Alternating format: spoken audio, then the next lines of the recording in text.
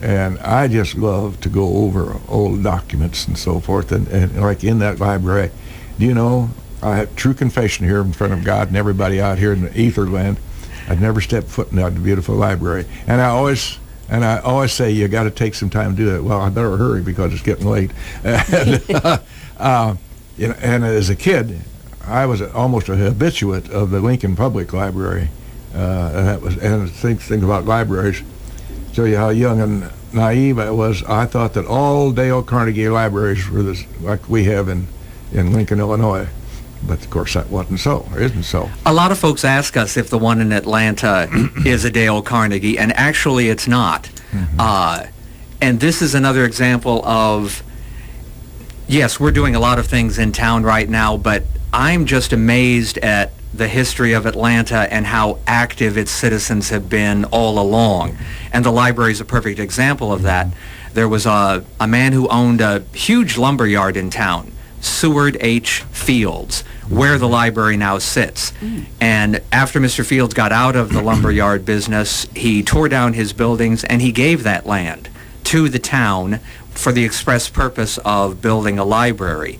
And then the people in town went around and raised subscriptions to build that building. So there were no outside funds. It was all done by the community. In a small community. Yeah. And then the clock tower, Yes. which holds a very personal, special place in our family. Little side story before I tell you the history of the clock tower.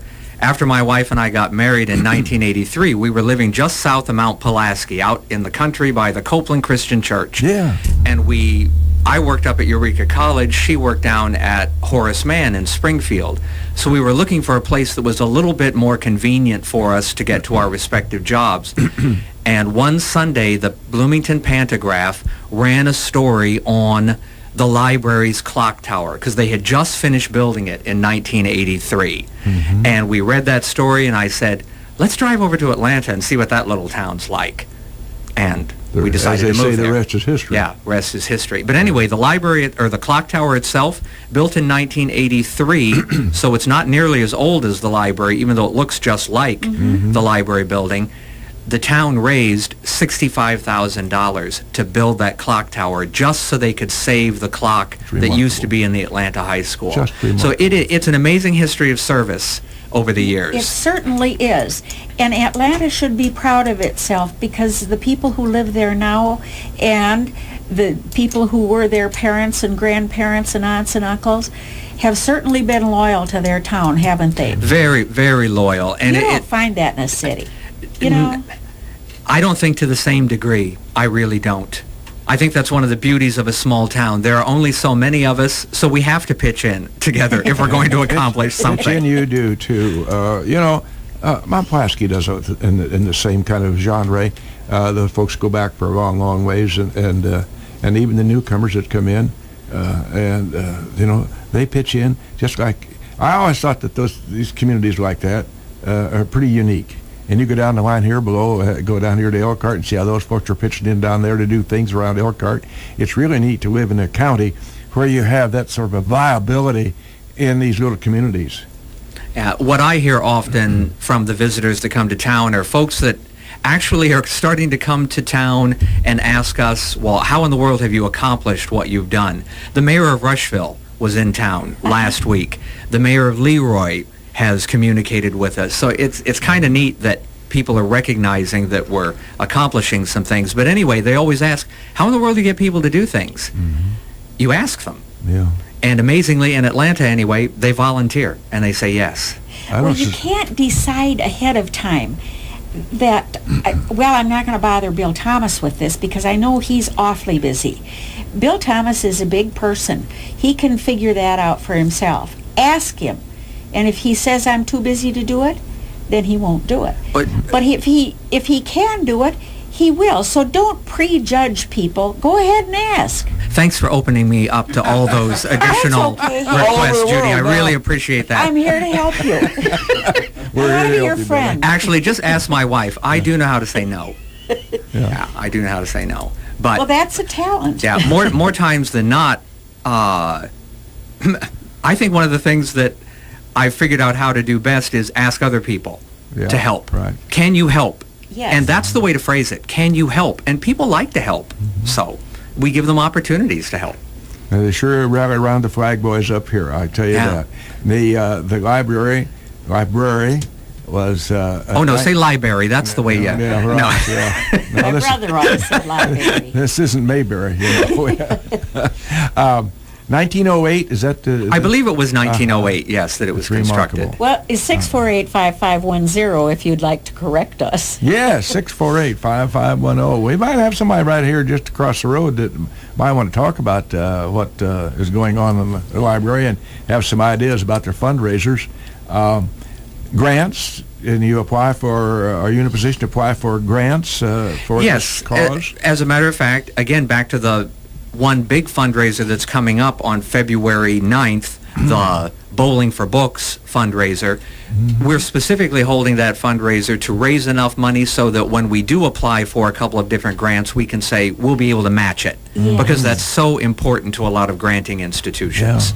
Yeah. Do you personally write grants? Oh, yes, I've written lots of grants. Kathy, though, Hieronymus, Macchiarello. Thank you. I think I call her Marshmallow, but she knows it's only because I love her. right? Kathy's actually going to be writing the grants for... That's a talent. Oh, yeah, Yeah, that's a A specialty in person itself. just can't sit down and do it. You know what? I think a person can, and I've helped people do it. The biggest trick is just simply learning to read and discover what it is the funding agency is really saying and wants. And if you pay really close attention to that, you're going to succeed. I really believe that. Maybe that is a talent to figure that out, but a lot of it just boils down to reading. Really? Yes, I really think it does. Oh, and I've If- always held these people on such a pedestal. well, You've broken my heart. Well, that's happened a lot in your time, so don't worry about that. That's not a big deal with you. No, Billy, what? yes. Sorry about that. Oh, no, that's all right. That's We'll all put you in Well, the category with I my kinda, sister. I feel a kinship with you. That's right. What a born of respect. The library hours up here are what? Oh, why did you have to ask me No, that well, I question? would- as- We as need Jim Amos to do Sandy some says, I Googling withdraw the again real question. quickly. The library hours for me are 24/7 because I have a key. Okay. So I'm Yeah. afraid I don't pay nearly enough attention to what the public hours Yeah, are. right. But I think, Jim, apldinfo.org. Yeah, okay. I think Jim is looking it up as we speak. Well, and the interesting thing, I've noticed at the Lincoln Library, how they have taken advantage, and I'm sure we're the same thing up here in Atlanta, of the electronic age. And there's so much out there. And I know that in Lincoln, boy, it's almost infinite what you can get them to find for you out Right. there. I'm very pleased that our board and our library staff, just within the last 2 years, has really begun to work together to bring the Atlanta Library into the 21st century. I mean, when I got on the library board a few years back, it was still all card catalogs. Dewey Decimal System. Well, we still have the Dewey Decimal System, but all you go in and you That was check out a book Tom's and it gets written on a little card and it's all hand done, Yeah. but now it's all electrified. We have an electronic checkout system and we scan books and you can use your e-reader at the public library. It's a new age. There are lots of us who still are always going to want our books and we're always going to have physical books at the Atlanta Library, but it's good to bring in the technology too to meet the needs that folks do have today. You mentioned a moment ago about Kathy.